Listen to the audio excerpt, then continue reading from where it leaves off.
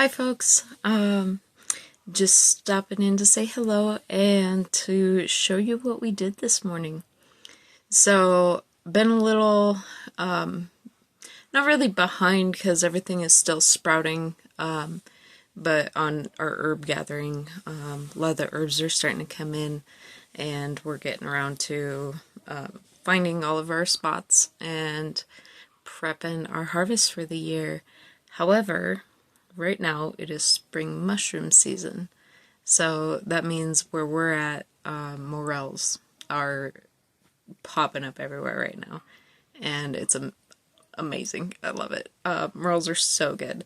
So I just wanted to show you what we did this morning. It only took about hour and a half, maybe 2 hours to harvest almost a pound of morels. And not very far from here, literally 15 minutes down the road. So, and it's in a state park, so no spraying or anything like that. So they're in good shape. But I wanted to show you a little bit about what morels look like. So, these are the black morel variety. There are many different variations of morels. However, they'll almost all have that honeycomb looking structure to their caps. And they're hollow on the inside, all the way to the cap, like top of the cap. So if you cut them in half, there'll be a big cavern in there. Morels are poisonous if you eat them raw. Cook them. You always have to cook them, dry them. And when I say cook, like drying is a means of curing as well. And they cook up really amazing with just some butter and salt. What we've done recently, because we've been finding them regularly, is we'll take a salmon, like a slab of salmon, put some morels on there and bake it, and it's delicious. And also, this is the big boy. Look at how big this morel is. The size of my palm. So this was our biggest find of the day. And if you're out mushroom foraging, finding, you always know about the big one. So this is our big one of the day. Probably the one we're most proud of. And so yeah, just wanted to let you know a little bit about them. So they're definitely always cook them. Very important. Know how to identify them. There are something called false morels.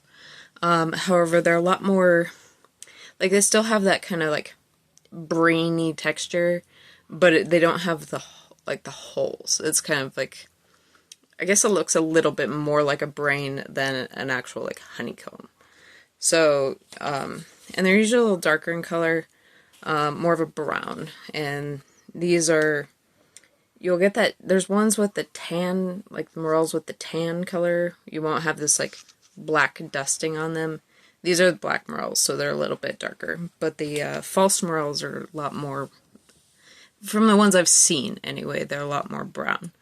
And I don't think they have that hollow stem. So just do some research before you harvest. Look at a couple different sources so you know what they look like for sure and what you're looking for. They are pretty hard to spot. So morels really like kind of like a ponderosa pine type terrain, mixed with, we found them in like grassy areas near the trees, either fallen or standing, and a little bit of a kind of a moss mixture on the ground within them. And then they like a little bit of a slope, so you'll see them on kind of the sunny side of a slope but in a shady area, so they kind of like that mixture. And a lot of these were growing like right along the pathway, and then not far up from there. So, and it didn't take us long to find very many of them. I'm still so proud of this big one. Look at that. But that's kind of what we've been up to lately, is just doing our own morel harvest, because the season's pretty short around here, so it's something we want to get to before it's just gone until next year. So one of the things, obviously we cook them, but we're also going to dry some Like, just stick them in a Cabela's dehydrator and dry them out until they, shrink down. They'll shrink down quite a bit. And then you can long storage, save them. And they'll keep pretty well.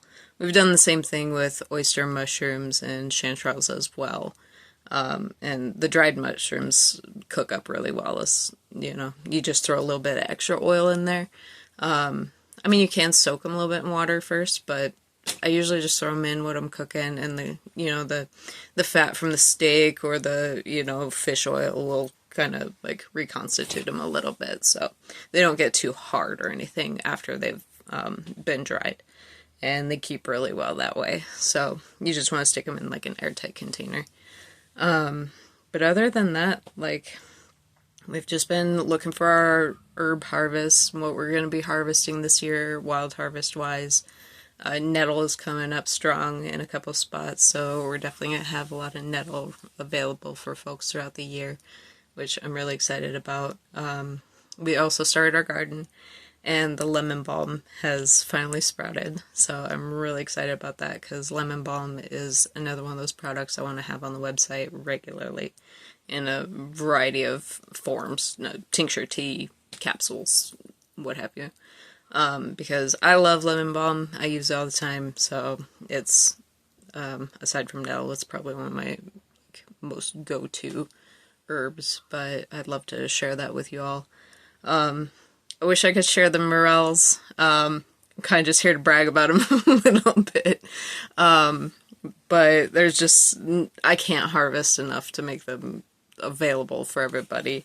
But definitely encouraging you to get out there. It's late April, mid to late April. So a little early on the season. A lot of people find them in May. So good to know. Get out there, find yourself some morels, cook them up, and enjoy a delicious meal.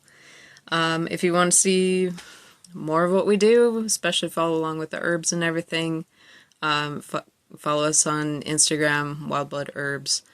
And you can find us here on YouTube, obviously. Our website is wildbloodherbs.bigcartel.com, and we offer a variety of tinctures, teas, and capsules, and just educational ways for you to get to know herbs and natural medicine and connect with the world around you. So go out there